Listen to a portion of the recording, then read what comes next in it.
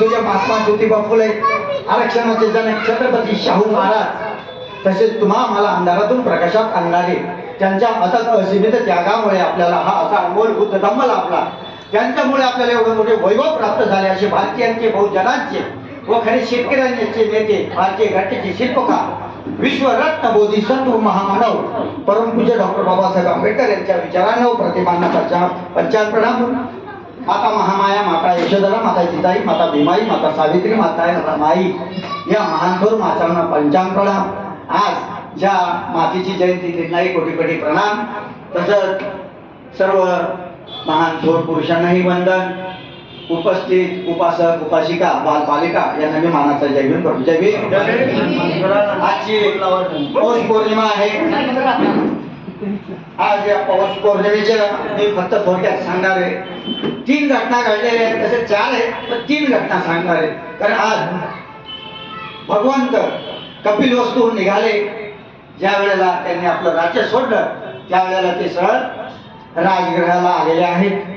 जे बिंबिसाराचं राज्य होतं आणि त्या बिंबिसाराच्या राज्यात आले आणि शेवटी ते 400 किलोमीटर पायी चालत आले होते. आणि आल्यानंतर राजगृहामध्ये पांडव टेकडी आहे. पांडव टेकडीच्या पायथ्याशी त्यांनी एक आपली कुटी बांधली आणि कुटी बांधली आणि तिथे त्यांनी रात्र काढली. दुसऱ्या दिवशी आपल्या भिक्षाटनाला निघाले. ज्या वेळेला भिक्षाटनाला निघाले त्यावेळेला त्यांचं रूप बघून 1000 लोक त्यांच्या मागे बघण्यासाठी निघाले. त्यांच्या मागे निघाले आणि ज्या वेळेला की भगवंत भिक्षाटनाला निघाले त्यावेळेला म्हणजे ऍक्च्युअली पहिल्या वेळेला त्यांना बोधिसत्व झालेले नव्हते. हे दुसऱ्या वेळेस झालेले होते. त्याच्यामुळे हे ज्या वेळेला भिक्षाटनाला निघाले त्यावेळेला लोक त्यांच्या मागे बघायला लागले की एवढं सुंदर सगळं व्यवस्थित दिसतंय. म्हणून बिंबिसार राजा तिथं बघतो आणि बिंबिसार राजा विचारतो आपल्या शिपायांना तर काय कसली गर्दी आहे.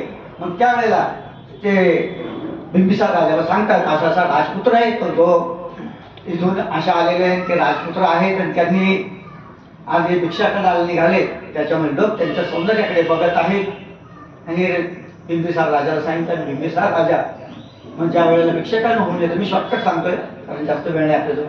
शॉर्टकट सांगतोय कारण ज्या वेळेला भिक्षाटन करून निघाले भिक्षाटन करून निघाल्यानंतर भगवंत त्यावेळेला सिद्धार्थच होते. त्यांनी येऊन आपल्या कुटियाजवळ भोजन केलं आणि त्याच्या मागूनच बिंबिसार राजा आपल्या काही व्यक्तींसमोर आला आणि सिद्धार्थांना समजून सांगितलं तुम्ही राजपुत्र आहे. तुमचं आजचं हे संन्यासाचं हे नाहीये सोडण्याचं तुमचं राज्य सोडण्याचं किंवा तुम्हाला काय म्हणतात त्याला भिक्षू पाण्याचं हे तुमचं वय नाहीये म्हणून तुम्ही संसारात राहा.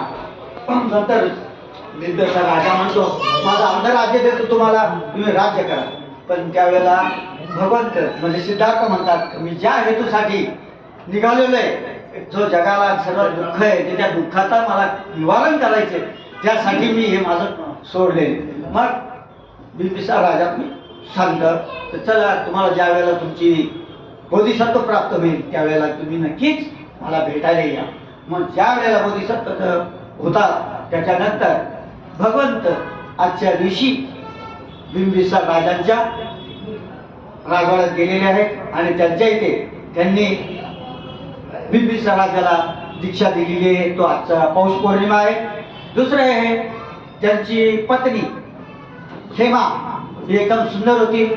तिला पण आजच्याच पौर्णिमेला दीक्षा दिली गेलेली आहे. आणि तिसरे जे काश्यप बंधू होते कट्टर होते आणि हे कट्टर असल्यामुळे बिंबिसार त्यांना आपल्या बोधी म्हणजे त्यांना त्यांचं उपासक बनवलं. उपासक बनवणं म्हणजे साधी गोष्ट नव्हती हे बिंबिसार राजाला माहिती होतं. म्हणून त्यांनी पाहिलं का हा व्यक्ती एक साधारण व्यक्ती नाहीये कोणती बोधिसत्व आहे. म्हणून त्यांनी पण त्या दिवशी दीक्षा घेतलेली आहे. असं हजारो लोकांनी त्यांनी घेतलेली आहे. ज्या वेळेला काश्यप बंधू भगवंतांना वंदन करतात त्यांच्या जे शिष्य असतात त्या शिष्यांनी तर सांगतात हे माझे गुरु आहे आणि मी त्यांचा शिष्य आहे. असं म्हटल्यावर त्यांनी पाहिलं हा एवढा कट्टर व्यक्ती जर हा शिष्य होऊ शकतो तर मग आपणही त्यांची दीक्षा घ्यायला पाहिजे. ती आजच्या दिवसाची दीक्षा म्हणजे अशा ह्या 4 गोष्टी घडलेल्या आहेत.